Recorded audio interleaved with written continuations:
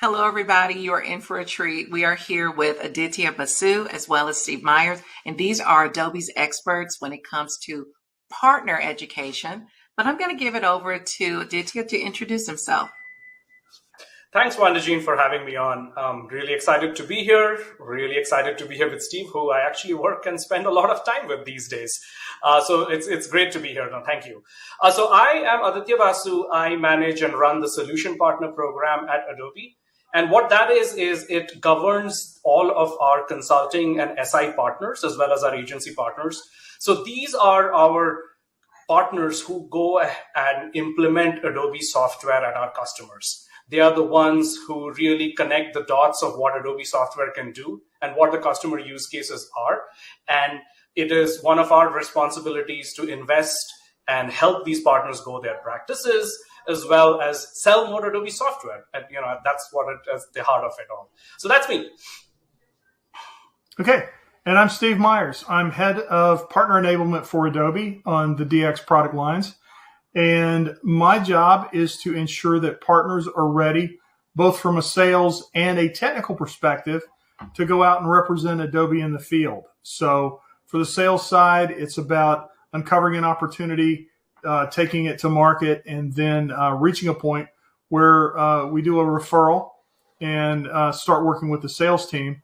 And then at the end of the opportunity, once it's closed, hopefully closed one, that we've got the technical side that our partners are working with in order to deliver the solution to the customer. And so we work both sides of the street, primarily responsible for the delivery of the content. Thank you. All right. Those are great intros, and thank you so much. I really want to get into some background for people who aren't aware.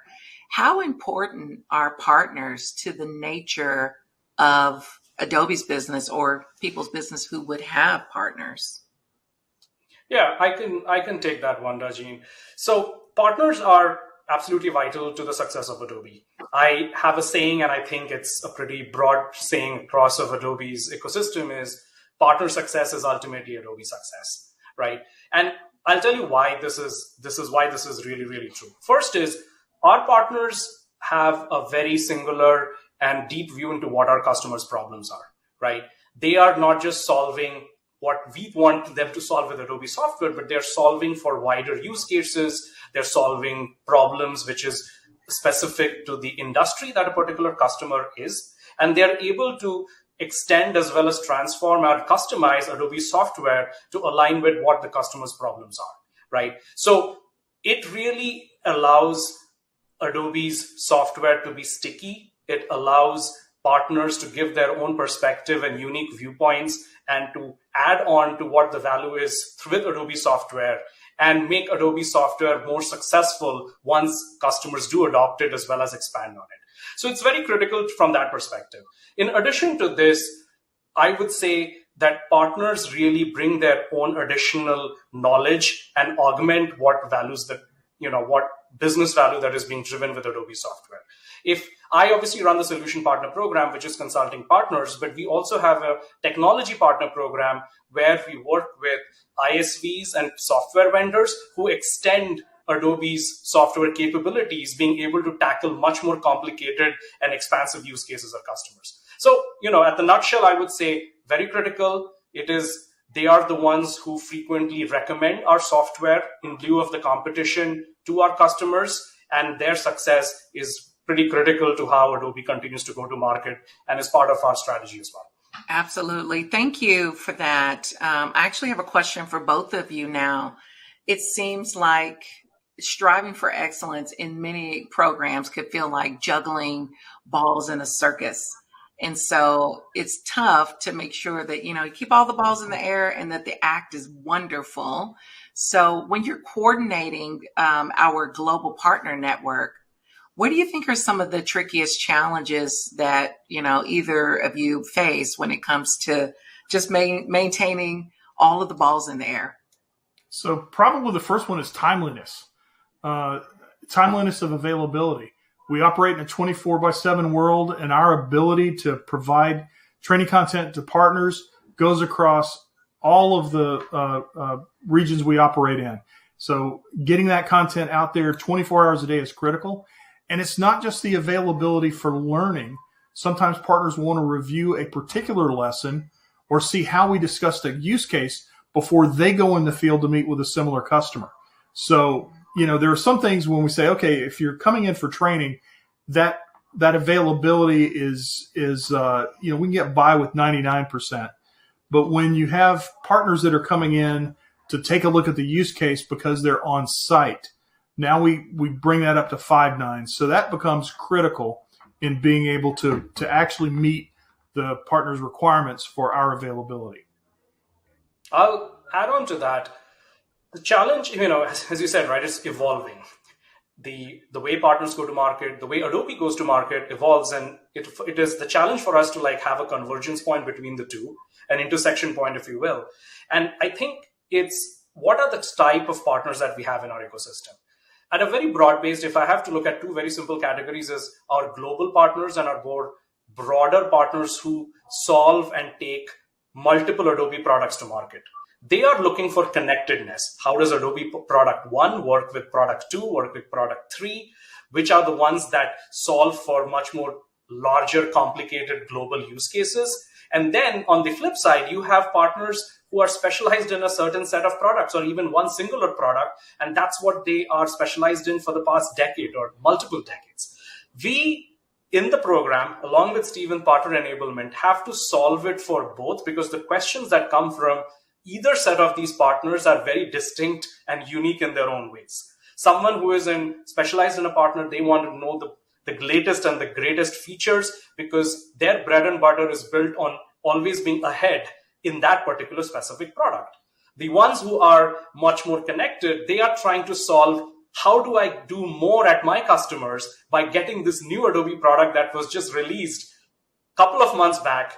And how do I go back to that same customer and say, wow, I can do this for you now, right? So, and we are trying to solve both. So you could say that at sometimes it is foundational material, sometimes it is technical depth. And we have to keep moving the lens, at the same time while trying to solve for both. Oh my goodness. Okay. You made me think about something.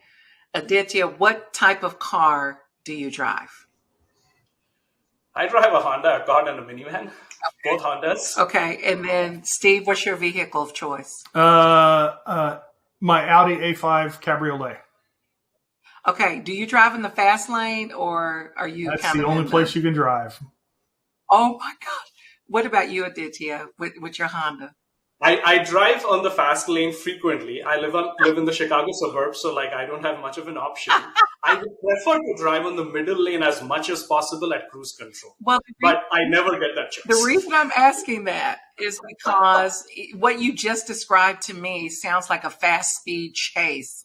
And, we've got these partners, they're driving in the fast lane, and so is the technology.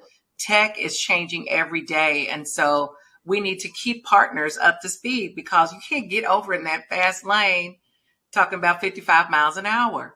So totally. The question is, what is the cost of a slow start? Like our partners, we need to make sure that they can also drive in the fast lane. How do you manage understanding what they need and then getting them up to speed? But then what is the cost of not doing that? So a lot of those discussions happen kind of behind the scenes. It's always interesting as we get together with product updates, the partner marketing manager, the program manager for the technology and all that, is to sit down and discuss that with them. As an example, sometimes you might have a training program that already has 40 hours of material, basically 5 days of a regular work week. And somebody comes in and says, hey, we just added this feature and it should take you about 2 hours to discuss it. And then the question is, okay, where does it go? If I'm delivering things live, having somebody stay an extra week for 2 hours just isn't going to work. So it's important for us to understand what the feature is, what the reason to expand the training is. And then if we have to work within a time constraint or something like that, all that has to be considered. especially when we talk about partners, because time is money. And having to redo training because we've added something it's not our money. It's the customer's money. It's the partner's money.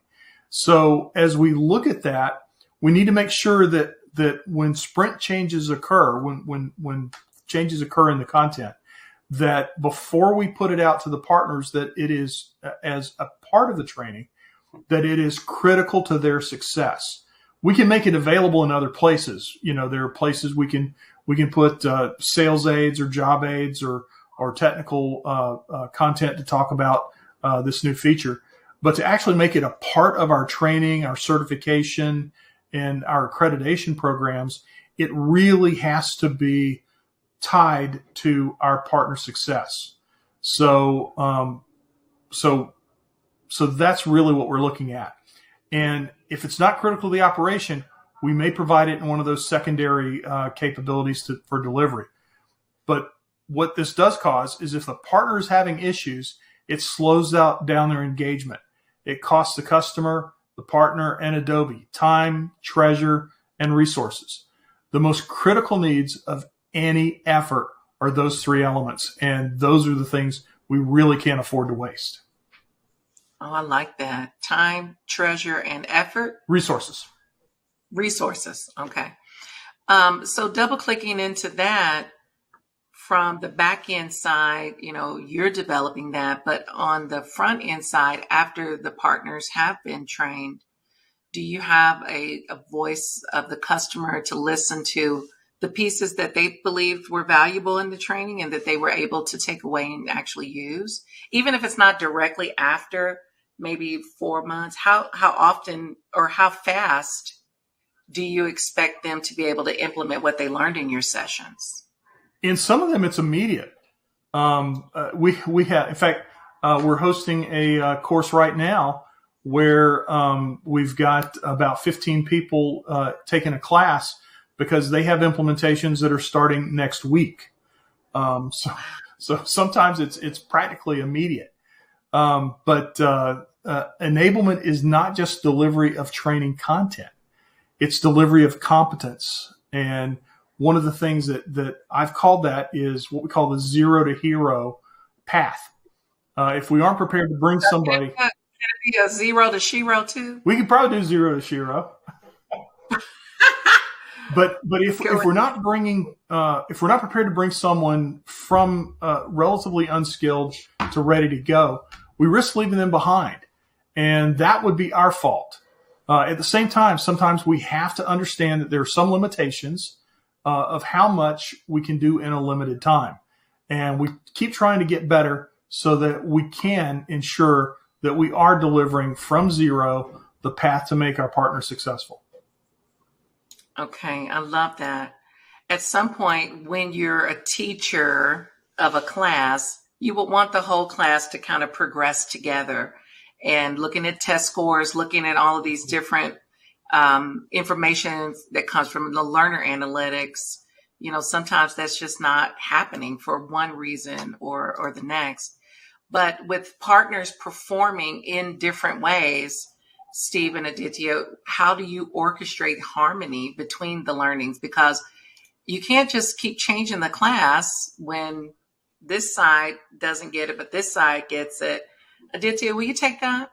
Yeah, absolutely. So I think one of the areas, I'm going to use a specific example here, right? We have to understand that partners are frequently in conversations with customers when I say we, as in Adobe is not in the room, right? So enablement becomes especially critical because what is the messaging and what is the communication and the value that is being shared by the partner about Adobe to the customer, enablement becomes critical there, right? Now, if I use the example of Gen AI, and I will take the bell of, this is the first time we have heard AI on this call today. So I'm assuming it's a common theme, right? Which webinar does not have AI today, right? Adobe is pretty competitive in this space, right? We recently had a slew of product announcements and continuing to have it on all our Gen AI, generative AI offerings. We are at that phase with many of our partners where customers asking the question, so partners are informing them that, hey, these are the different options which are available in the market, and this is how Adobe can help. So at this juncture, it is critical for us to give the necessary information that partners can educate customers, right? Then comes the sales cycle, right? Where it starts getting, all right, I see the value, I see the transformation use cases. Let's start to see if we can close the deals. Then comes the implementation, right? So at every step, we have to be able to provide partners to have those kind of very informed discussions with the customers, while in parallel, we are directly trying to get to the customers ourselves. So customers are asking partners the right questions, right? So if either of those are a little too much out of sync, because I will honestly admit, large complex organizations, they're not always perfectly in sync. But if they're too out of sync, one of the successes or the success of either of these could fail. We could have fantastic products, but if the partners are communicating or sharing the value in a very different way or not consistent to what we think that they should, or at least we hope that they do, one of the pillars fails. So hopefully that helps, make it a little bit more real on what we are trying to achieve here. Absolutely. It is a delicate balance, and, no partner left behind when it comes to that. And I like what you said a little earlier, that if the partner is not successful, then you said that we take the blame, because absolutely. You can't just say, well, guess you all should have learned. And if that ever happens, I just want to talk about that for a second. What are some of the things that you do to help make a partner whole if you see that they are falling behind? So probably the biggest thing is we constantly look at what are the requirements for somebody to enter one of our programs. So we want to make sure that we've got, in some cases, remedial materials. It's always easy when somebody steps in that knows, I've been around a while. The gray hair and the gray beard illustrates that quite evidently. So I've experienced a lot. So it's really hard for me to come in and not have experienced something. Whereas somebody coming right out of college, somebody coming, making a career change after a few years doing something else, those people are coming in and they don't have all the experience and all the little job tasks that I've done over the years. And so sometimes it's easier when you're creating the content to just assume that everybody is starting from your same place. And that's not true. So we have to keep reminding ourselves. So we do a number of things as we're going through this. We have experts, and we have, in fact, I use my family, my children, and my wife to look at content. And if they can understand it, then I feel like we're probably in pretty good shape. It's not quite so bad that I've moved down to my grandson's level. So it's not that we're writing content for a 5-year-old, but somebody who's not generally in the practice. And we generally do a pretty good job with it by taking that approach of having people from multiple levels look at things and give us comments as, this is not fully explained. You might want to add this, and so on and so forth. So we're always getting better. And that's probably the best point I would make on that is constant improvement is just a part of the job. And that's really cool because, I was going to ask you about personalizing and striking the balance, and you're taking in so many different parameters, the amount of experience that you've had, the amount of time that this product or this feature has been available, and is it in their products that they're selling? So that's really nice. The next question I have is about metrics. So metrics tell a story. The data can speak for itself in many cases. And so which key indicators help you measure success when it comes to training? And then the follow on to that one is, how do partners and customers' feedback tune into these learning strategies? Yeah, I can take that one, Jean, to begin with. So at a very simplistic level, where I sit from an ecosystem strategy standpoint, the quality of the training and the learning, it's one simple metric, which is adoption, like how much are people learning and how much are they progressing through, right? But I also look at it from a partner perspective, because, and when I say that, I mean there is the partner as a company, and then there are the individuals inside the partners, like the consultants, the developers, the implementers, who are also building up their skill set, right? So we have a combination of what I would call incentives as well as requirements, or if we are a little harsher, enforcement. So those become flipped and become the metrics for us. So when we, at a partnership level, we look at how much expertise does a partnership have, and that means how many people have completed certain number of trainings, have earned the credentials. So I look at it as the end outcome is, can I say that a particular partner is an expert in a certain area or in a certain product or a certain solution? And how many such partners exist? And is that an ever increasing number? That's one metric for me. The other one that comes up is how many of those individuals are also taking, because we may have a minimum requirement to say, if a particular partner has 15 of a certain credential, you are an expert at this particular product. But is it 15? Is it 30? Is it 100? Right? At an individual level, and helping those individuals at these partners get to that number, which is what we call in our situation certifications or accreditations, is the other metric. But at the end of the day, only the people who really adopt the training have a higher likelihood of hitting those metrics. So I would say adoption is like a leading indicator for us, with those being the net end outcome, at least from where I sit. And metrics are always the fun part of the job. It's because it's not science. It's more of a black art. It's the mystic arts. It's magic. Because if I ask most of our leaders, what do you want to know about this particular course and what we've gotten out of it, they eventually come back to I just need to know how many people attended. So the old cheeks and seats metric. If we're doing sales training, then the metric is always going to be revenue. How fast did you close your first deal? When did you find your first opportunity? How fast do you move opportunities through the sales process? Those are the hard metrics that we look at. And as Aditya said, when you start to look at a partner and the members of a partner organization, it really is about what are they doing with the training we're giving them. We allow them to go into LinkedIn and announce, I've got a new certification in Workfront or AEM or AEP or Commerce or Marketo.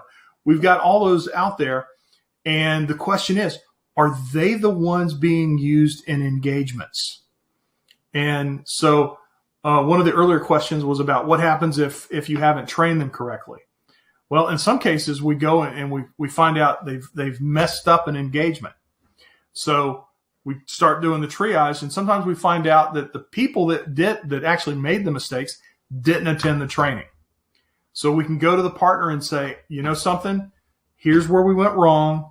Let's fix this. And we get them involved with the training to understand it's not just hiring somebody because they're a good coder or a good consultant. They really need to understand what the product is, what it does, how it was architected, in some cases, why it was architected in such a way. And that will help them drive those successful engagements. And Aditya got into the specialization, and that's a core thing for an organization, and especially from a customer perspective. When somebody says, I'm a Workfront specialist in EMEA, in APAC, and in the Americas, that's telling their customers that we have certified and accredited people in every global region we operate in. And so that's telling the customer they actually care about the enablement, they care about the training, they care that they are putting the right foot forward with all of their customers, and the customers can feel relaxed about the decision because they know that it's not only them spending the money, but the partner has spent the time and effort to make sure that they know how to engage with the product and the customer. Definitely drives trust when a person or when a team can go so far and to get these certifications to prove they know what they're doing. No one wants to spend money on a solution that doesn't work. So I don't know about you, but I don't like it. All right. So when it comes to options, this world is filled with them. Partners have options. They have more than just Adobe. So how does our training program keep us as their top pick? Why do they come back? So I've been saying this for 30 years. Partners have a choice and they choose us. And our business should be helping them to understand how wise their choice was. So engagement is key. We want to make sure that the training is meaningful to them and how they are a part of both our sales and our delivery ecosystem. They come back to the training when they have to, but also knowing that it's there when they need it is important to them, so that anytime they have a question, anytime they have a need, they can come back in that familiar zone, catch up, or in some ways just review what they've previously done and then be ready to go into that customer. Wow. I love that. I am a Scrabble collector. You might be able to see that in my back. I have 176 Scrabble sets. Might be a little crazy, but I am a collector. As far as the partner certifications are concerned, are there partners that be like, I want all of the certifications? Do we have partners that have everything? Yeah, we do. We do. Their partners are competitive. They are competing against how they show up in front of customers, as well as how they show up within the partner ecosystem. Because a lot of our partners might be even attempting to go to the same customer and same Adobe customer and win business against each other. So those certifications, specializations, ways to show their differentiation is really valuable to them. And it's one of the most easily scalable ways of doing so, right? Because they get that internal benefit as well. The other thing, going back to the topic on why do they continue to choose us, I would say in one of the ways that the enablement really helps us is, and being early is, and this is true, and I'm not saying what it should be, what it truly is a lot of our top partners, our strategic partners, are also adopters of Adobe as customers. And that really is a win-win. So it's funny because when we think of partners, a lot of these companies are large established corporations who are also Adobe's target customers, right? And if we can make the pitch, it actually shows drinking your own champagne, all of those analogies if we try to make. It's like we are investing in Adobe as a practice and we want to, as a partner, expand. That also gives us a vote of confidence that when partner X sells or brings our solutions to a customer, it's like they are showing to that point that they have not just tried it, but they're using it in their own organization. Yeah. That is one of the biggest benefits. And to that point it is the biggest vote of confidence because those partners are also seeing other competing products in the market.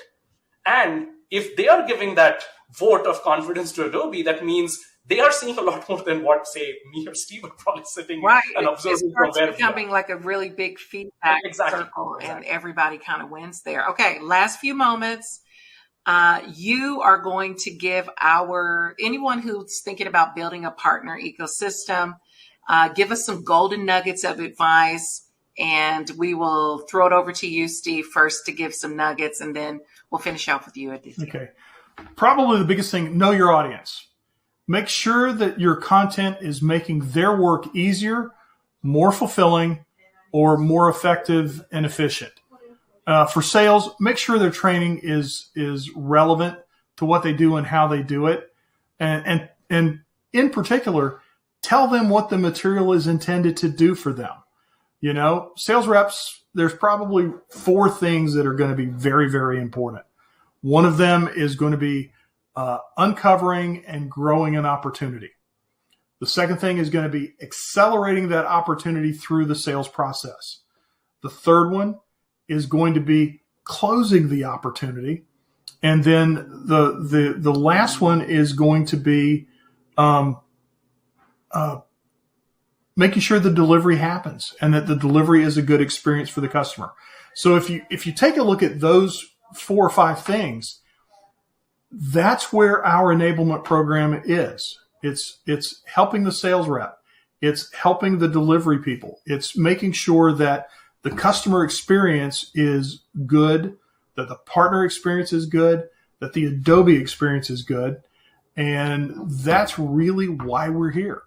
So I like to remind people that, this is our job. This is why we're here. And this is why what we do is important.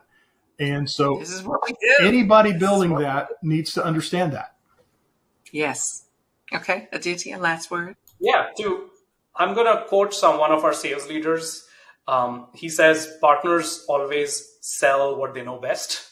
And that summarizes our whole discussion in a weird way, right? But I think and tying that to someone who's building a partner ecosystem, I would say based on what stage you are in. So applying that nugget, if you are at the early stages of building your partner ecosystem, it is absolutely critical to help build expertise within the partners. You could have organization level alignment, strategic level alignment, but when it comes to actually implementing the technical expertise of rolling a solution out, and if there is a gap there, all the nice PowerPoint charts start hitting like a block, right? So that's one. So maybe the goal there is focus on a fewer set of partners and build that expertise and show them why they should build that expertise. But then on the flip side, if you're looking at it from a scale, like a partner ecosystem already exists, but you are looking to get to that next level of growth or scale to that next level, then my recommendation would really be that same thing, but you're looking at much more frequency, right? Keeping your partners competitive as opposed to, because of the choices that they have made in choosing to partner with you, as opposed to the competition. And that can happen multiple ways. One is all the things that Steve just said, but also I think because we always see this a lot, is keeping it current, keeping content current, keeping training current. The products are getting released all over the place. I feel getting that synthesized in a way which is usable and learnable is probably always the challenge. And that would be like really key there. I love it. Well, thank you so much, Steve, Aditya, for sharing your insights and experiences with us today. It has been an absolute fantastic journey through the intricate world of partnerships and learning strategies at Adobe when it comes to our partners. And thank you to our audience for joining and participating today.